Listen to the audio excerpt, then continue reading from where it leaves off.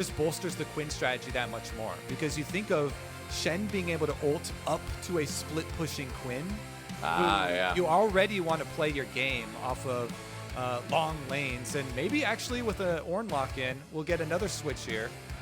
So it looks like probably Ornn mid for Nisqy, and then yeah. So there's a lot of faith that Cloud9's putting in Zven and Licorice here. Nisqy pretty much relegating himself to tank duty on this mid laner, saying, all right, these guys will take care of the damage this time around.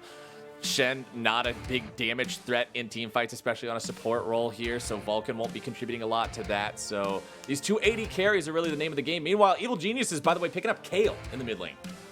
Yeah, EG have drafted for some team fight for themselves, whereas Cloud9 are trying to attack the entire map. I really like how Cloud9 trying a few more of these rarely seen picks, a little bit more flavor here, but very valid strategies here. Quinn, you have the extra move speed with your ultimate, trying to split push the entire time, keep up that pressure, adding in the Shen with the global ultimate so that you can both protect Quinn if she gets into a dangerous scenario, or my personal favorite, you have him trail the split pusher Quinn, and then he can ult over to the rest of the team when your opponents try and force an objective on you.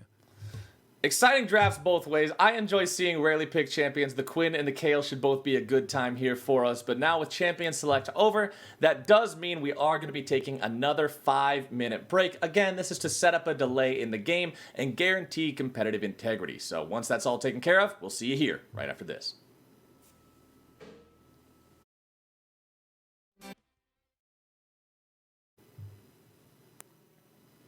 Ladies and gentlemen, welcome back here to Week 9, day number 2 of the LCS Spring Split 2020. My name is Captain Flowers, once again joined by Mr. Kobe here to my left. I gotta remember, because what direction our webcams are on and everything like that. It's a little bit harder than when the guy's right next to you. But anyway, we're back after a 5-minute break. We do have to take these breaks to make sure that we're guaranteeing competitive integrity here, adding a delay to the game. Speaking of the game, it's Cloud9, it's Evil Geniuses, and it's happening right now. That's right, and we're gonna one-up the last game. Last time we got a pentakill. And how are we gonna one-up that?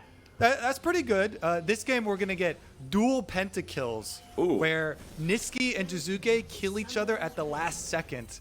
Both teams getting pentakills at the same time. Okay, so see, I was with you up until you named the players, because a Kayle pentakill, I'm like, yeah, that could totally happen. Champion scale as well. It's a hyper carry. Okay, I'm here. Okay. But then you say Nisqy, I'm like, Ornn?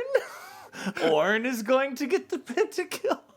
Hey, have you seen some of those Sunfire Cape burn numbers? Oh my goodness. Okay, so racking them up. Nisqy's going to kill 5 people in the same team fight with a Sunfire Cape. I'll be waiting to see it with my own 2 eyes. But the big thing I'm waiting to see here in this game, particularly, is how this top lane matchup goes for Licorice. I love the fact that he likes to play these solo queue counter matchup, these champions that aren't played super often in professional play, just because if done properly, it can absolutely stomp the lane, and that's exciting to see.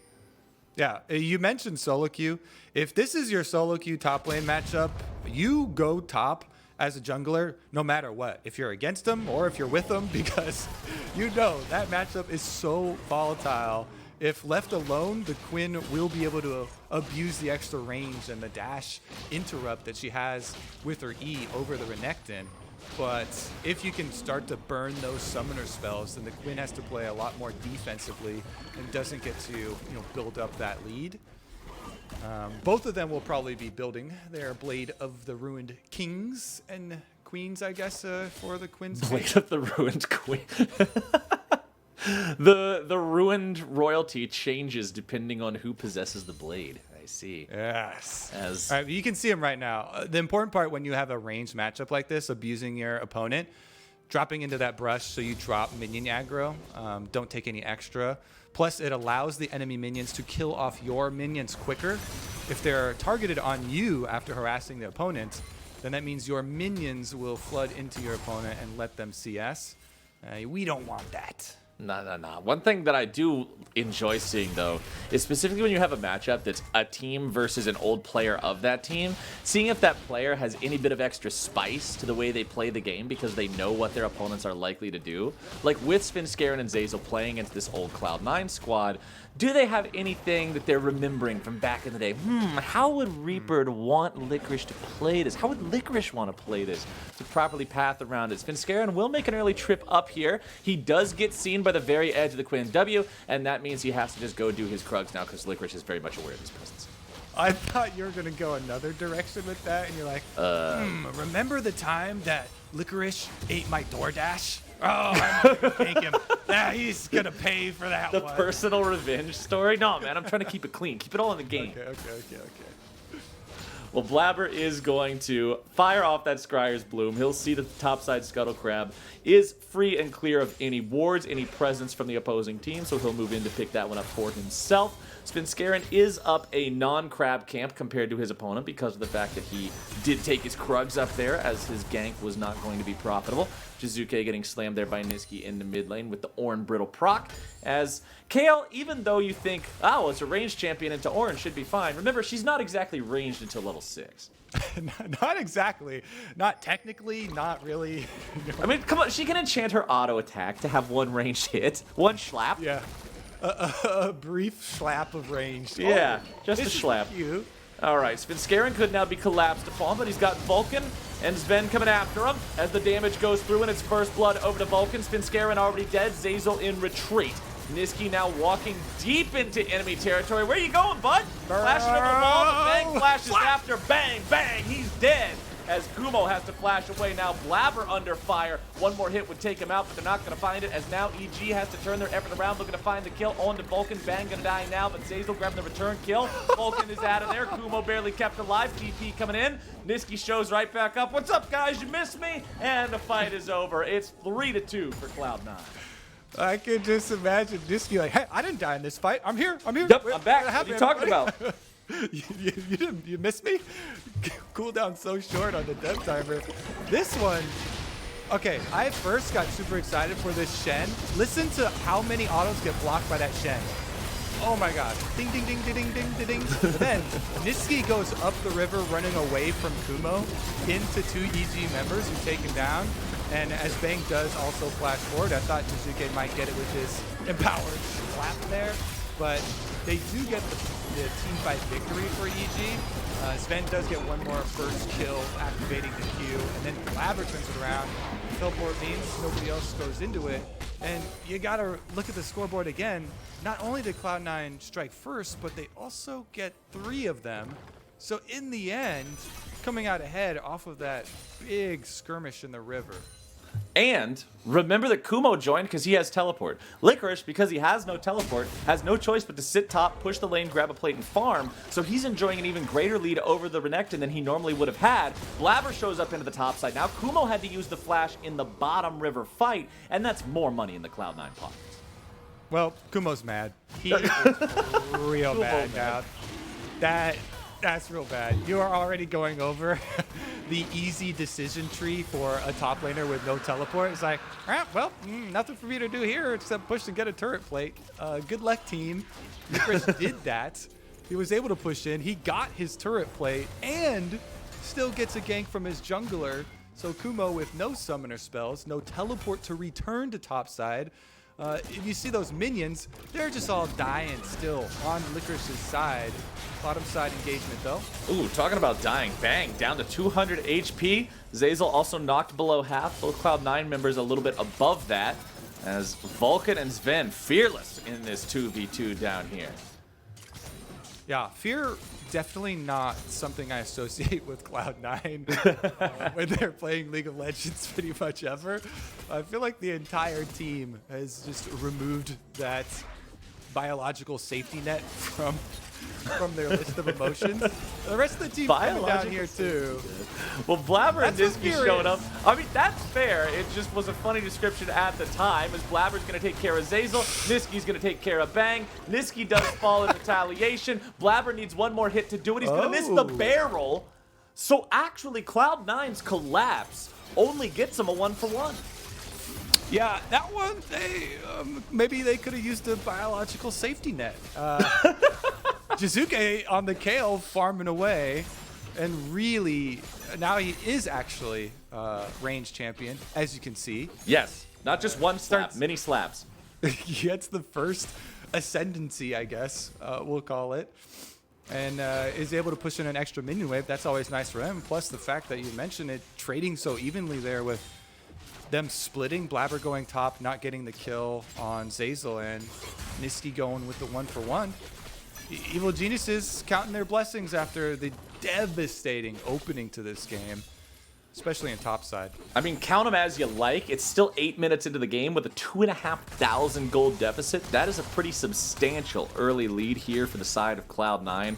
Most of that, of course, being built up in the kill advantage and the farm advantage that's there for Licorice. 70-44 on the Quinn. This matchup going exactly the way they drafted it for. Yeah, even more so with the teleport down bottom for Kumo and return gank from Blaber. See if they're going to have another return gank. Now they've brought more Fens to the party. Yeah, Zeyzal's hanging out. Svenskeren's here as well. If Licorice pushes all the way up to the turret, they do have more than enough power to collapse on him. But Licorice will see Svenskeren moving towards that control ward. He'll fire off the blind. He does not want to move himself too far forward, and he'll just prevent any sort of opportunity for EG to punish him there. Yeah, it's definitely a problem area for EG, because if they let Licorice retain full control up there and bounce the minion wave off of the turret, whittling down more turret plates, harassing Kumo under turret, denying him CS as he tries to just scrounge some scraps together, then eventually you get a Quinn with the ultimate that gets to fly around and harass the rest of the map, and then Kumo's problem becomes the entire team's problem. As Svenskeren ganks mid. Nice kick coming out from Svenskeren there to knock Nisqy back. However, it's Vulcan showing up next. He's got the Shen ultimate. They stand united and take Svenskeren down even through the Kayle ulti, and Nisqy will get himself away. Jiizuke still with a flash available, but does not want to chase after Nisqy, and C9 comes out on top. Team game right there, Flowers. Yes, sir. Everybody coming in with the extra ults. Nisqy does get ganked, but Blaber and Vulcan save him right on time. That Shen level 6 comes up big. We're talking about it in Champ Select for being a tool to help the Quinn in the split pushing efforts, but saves mid lane and allows them this Rift Herald, which is going to open up the map, get them some more turret plate money. Yeah, considering Rift Herald has a 4-minute timer to use it, and we're only just past 10 minutes now, they could wait as long as they want almost and still get plate money, but Blaber is going to use it immediately there in the top side. Jiizuke just beating the crap out of Nisqy here in the mid lane as Shelly will take 2 plates from that top side, and now Blaber's just going to go ahead and leave the remaining health on this turret up to Licorice so he can get that solo gold. Yep, no two ways about it, Flowers. He's getting slapped around now. I mean, that's what it is, man. My job's to call the game as I see it. They call you Honest Captain Flowers. Yeah. In some circles, you know. Well, honestly, Nisqy is going to have to endure quite a lot of auto attack harass from this Kayle moving forward here. Is going towards that Abyssal Mask that you see Ornn take in every single AP matchup. Incredibly stat efficient once he gets the upgrade for it there at level 13. And we'll see how this continues to play out for him. Remember, he's still going to have the massive team fighting power of the Ornn. His team is still 4,000 gold ahead, 11.5 minutes into this game. EG was able to grab the first Drake for themselves, but Cloud9 will now take the second. Yep, we already mentioned as soon as the top tower goes down for Quinn, you just get to activate your ultimate, fly out to your objectives, and have time to fly back top lane as well. Kumo trying to push as quickly as he can on the Renekton, but this is an underfed Renekton, been starved out a lot of the game, so no extra wave clear. Just the kind of pitiful makings of building into the Blade of the Ruin King there. He did get the crab. Hell yeah! We take those. You gotta count your blessings. When you're behind in a game like this, you gotta take that crab as Licorice is looking to take that gator. Kumo tries to get out, but Blaber just passes him a big old barrel of ale and sends him right back home. Woo, woo, woo, woo. Illegal maneuver. Crab taken by the crocodile. Blaber police coming to arrive. He just takes him down, chases him back to his own turret, man. Oh man, that siren is frightening. I hope the crab police never come after me. That's a scary one. But Licorice with Blade of the Ruined King completed versus just the Bilgewater Cutlass and a nicer pair of shoes for Kumo. He's not in good shape up here, and it's only getting worse. Yeah, I mean, Cloud9 they've already locked first place, right? This team continues to show up every single game, and people have kind of been looking for more strategies for them to show on stage, more just kind of unique picks, and these are a little bit of different looks for them. Trying to go super hard on one of these counter picks with the Quinn on top side. Now they're gonna be even more threatening. Kumo just caught red-handed again, trying to go for some money. You better think twice before you go for a cannon minion on Licorice's watch. Cloud9 making this work. Blaber 3-0-3 on his Gragas here as well. The man's been all over the map making things happen. And last week he had what was probably his most int game of the split. Well, one of them, because he had quite a few deaths early on the Gragas. We've seen him play this champion plenty of times, but he seems to be right back into form here today. Has that Predator Sorcerer shoes with the stopwatch. Runic Echo's already complete. The man does a ton of damage once he manages to scurry himself into one of these lanes. We'll see the next Drake spawning in 2.5 minutes here, but right now Nisqy and Blaber going to head towards that bottom half of the river, see if maybe they can set something up here with the rest of the team. Yeah, I mean, this is where we like to draw on the mini-map usually, when you've got your Quinn, Licorice up there on the top side, continuing to apply pressure, allowing the rest of Cloud9 to rack up those objectives. Then Vulcan finish off that second outer tower of the game for Evil Geniuses, taking down the bottom side and setting them up for more control around that dragon that will arrive. 2 minutes into the future, and C9 already have taken out the outer line of defense, can move in with wards through the blue buff area of the jungle, which means that EG trying to find their way in is going to be so difficult. Their Kayle is now level 11, but no items really fully completed here. Yeah. Just a little Hey, he's got shoes, man. He's got shoes. Okay. Fully Those are all the way shoes and completed. raidens. Well, now he has to pop his ultimate. Still going to be thrown up into the air. Still going to be bursted down. Shoes or not. Back to the fountain with you. Nisqy going into the stopwatch, keeping himself alive, dropping the aggro as Kumo has the Dominus ready to go. Jumping into the team fight only again to be smacked down. Svenskeren grabs a return kill onto Vulcan, but Cloud9 get themselves a 2-for-1. They don't have to worry about Kayle ulti anymore. They don't have to worry about those big disengage mechanisms. They'll pressure onto the tier 1 turret. Not so much concerned with the enemy champions. Licorice firing Valor over the wall there just to try to zone them off a little bit better. And that 15 minutes into the game is the final tier 1 turret falling on the side of Evil Geniuses. This is the Cloud9 that we have come to expect in the LCS this year.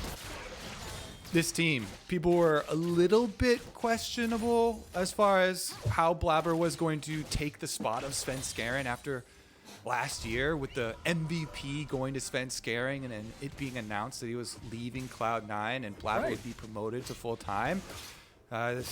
People were worried, is Blaber gonna overreach? And the kind of coin flippy nature that had been associated with this player just been blown out of the water. This guy and this team have performed so exceptionally well while maintaining a very aggressive stance in how to play the game. That is not easy. You can see Licorice getting pretty aggro onto Bang here, and as Zeyzal tries to turn around and punish him, the rest of C9 are able to show up in time to force Zeyzal to pop the stopwatch there just to keep himself alive. That's a pretty important cooldown. You only get one for the entire game, and he won't have it available here for the next team fights.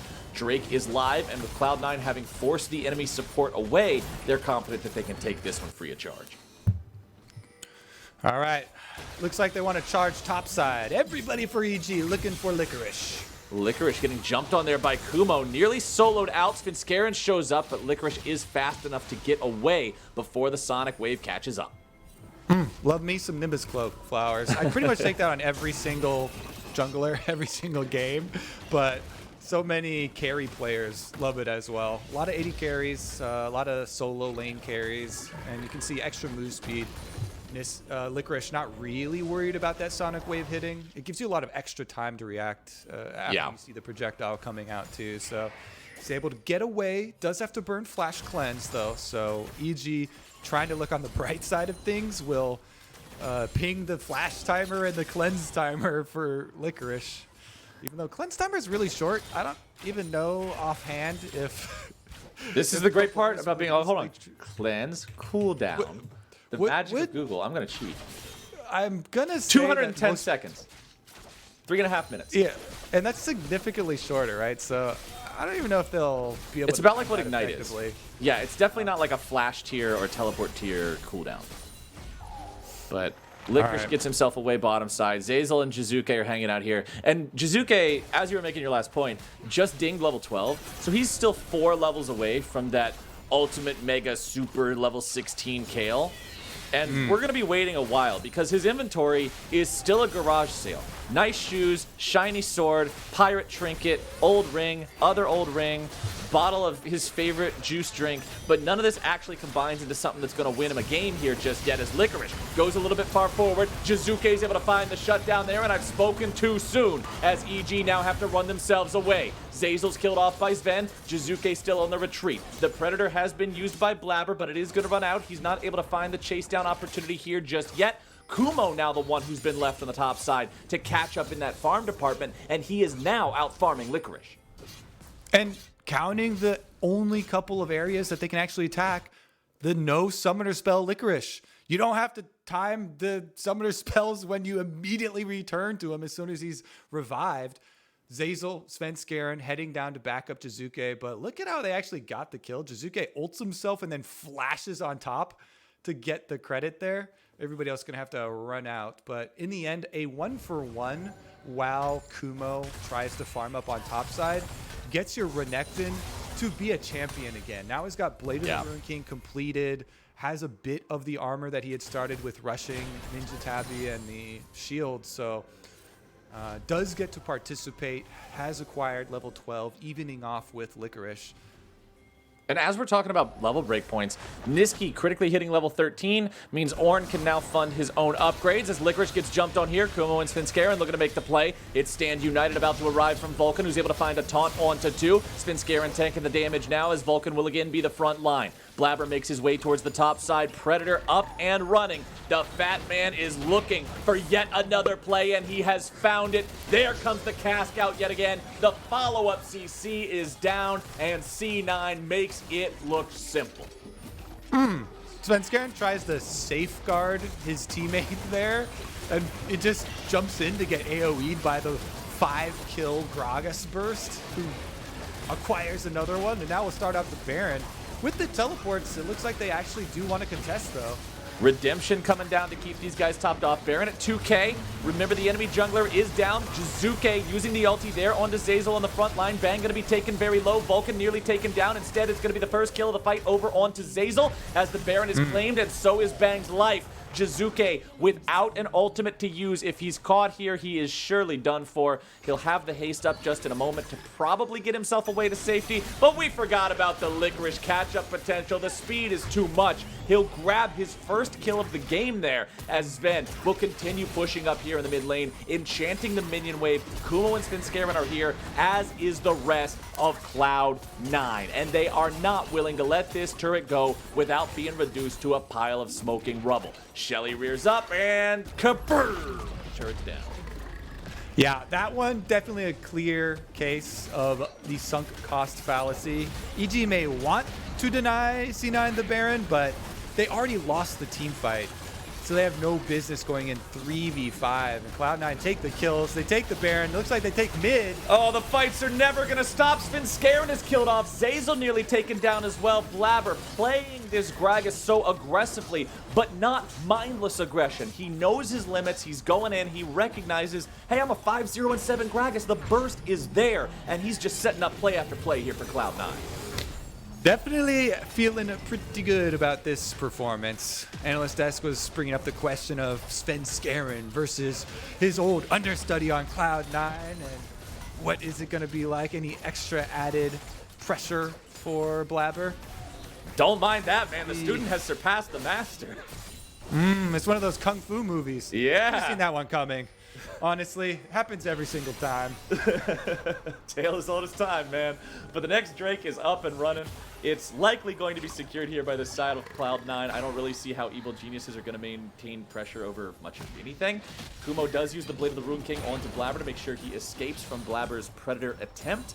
And that means Cloud9 have, once again, control over this entire bottom half of the map, as EG just have to fall back into their own base, dropping what little wards they can to try to control any semblance of the map. And that dragon has Cloud9 written all over it. It's branded and everything. Coming soon. Cloud Soul should also be branded Cloud9. Cloud9 Soul. Okay. Well, again, I know I jinxed it last game, but I'm going to do it again this game. Because I don't think this goes to Soul. Not at this rate. Cloud9 have a reputation for ending games about 30 minutes in. And I firmly believe they have more than enough advantage in terms of gold, in terms of levels, items, all of it, man. Anything you want to measure this game by, Cloud9 is absolutely driving it. I doubted you last time, but I am fully on board. All right, you set sail with confidence. me? All right. Let's see if they can do it here. Cloud9, they've got mid lane inhibitor down. You can see an assist me ping coming out from EG as they know they have to protect the super minions coming into that lane.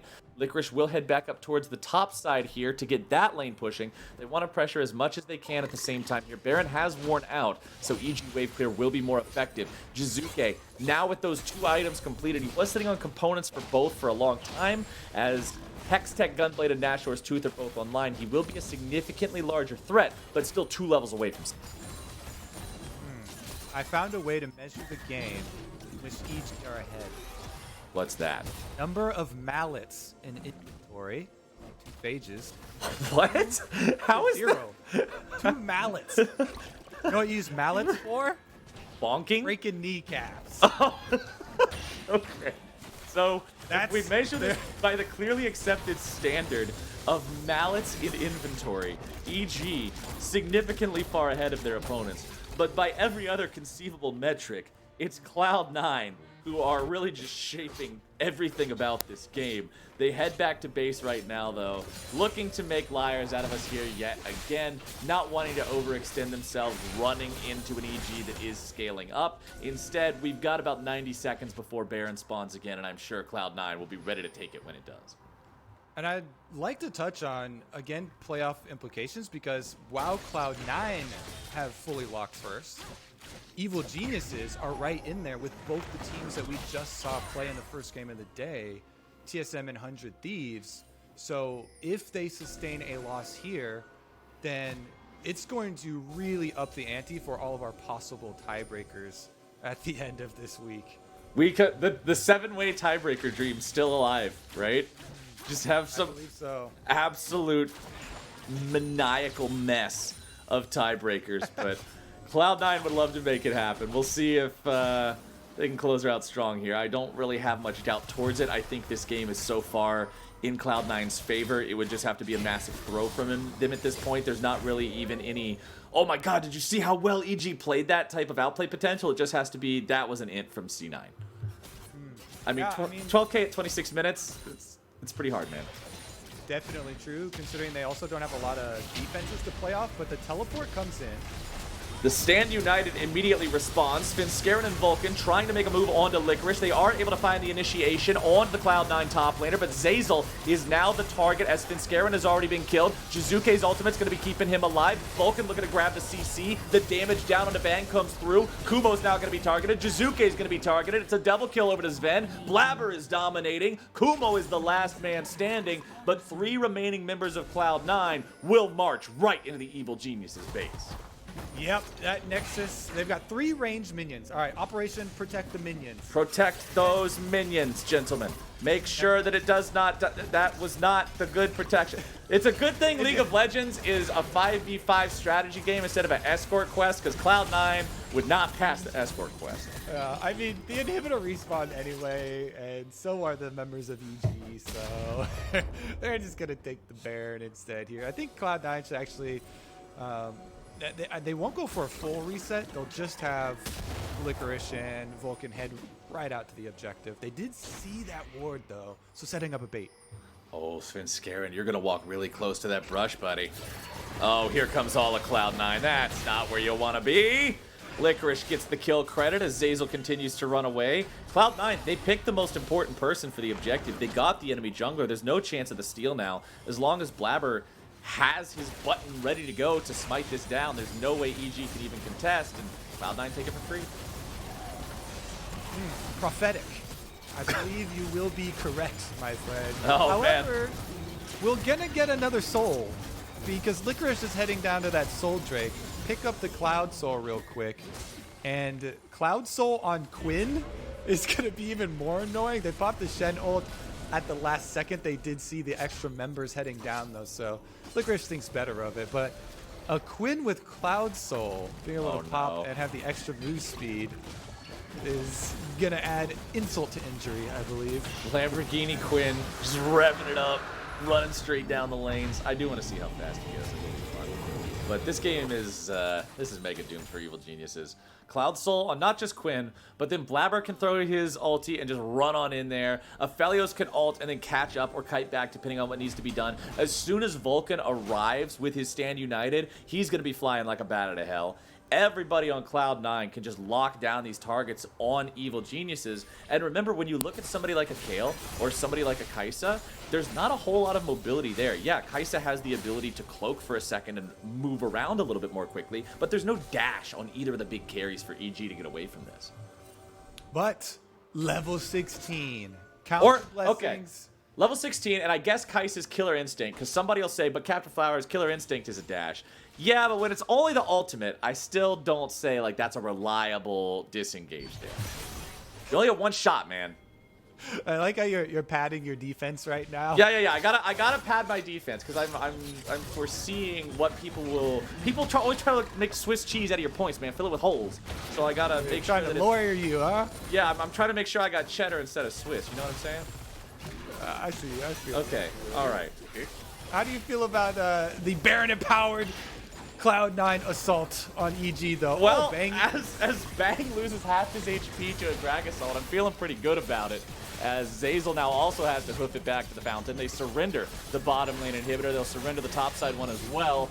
Their only chance is to make some sort of a defense here at the steps of their Nexus turrets, but that first Nexus turret, almost dead already, means they've got to press the button and they've got to go now. Zeyzal's looking for the initiation. Svenskeren going to be killed off immediately there by Licorice. Zven keeping himself alive with the stasis from the stopwatch. Kumo's able to grab the shutdown onto him. Jiizuke over the wall with the auto attacks as Vulcan and Nisqy move forward. Bang buys only a moment, trying to get a little bit more damage down here into the fight as evil geniuses have found the opportunity to put plenty of damage down into the Cloud9 health bars, but it's too damn little, too damn late, and Cloud9 will once again wrap up a game at the 30-minute mark, and they will take down EG. Ending their split with the Bud Light Ace and Cloud9. Not dropping another one quite yet. One more game for them to tie the best LCS record of all time. And that last game for Cloud9 is going to be super fun too, because remember, it is against Team Liquid, and Team Liquid has to win it to have any chance of making it into the playoffs. Remember, Cloud9 versus Team Liquid was also the summer split final from last year that went to a full 5 games where Team Liquid won. So I'm sure Cloud9 would love to just absolutely bop them one and deny them their chance into the playoffs. Definitely going to be some good stuff coming up tomorrow. And we're probably going to have an action-packed day. Considering just the results of our first 2 games, yeah, I have a lot of people looking for tiebreakers. Well, with Game 2 completed, we are now going to step away to set up Game 3, where Zeyzal and Freak are going to be bringing you guys FlyQuest versus Team Liquid right after the break. Don't go anywhere.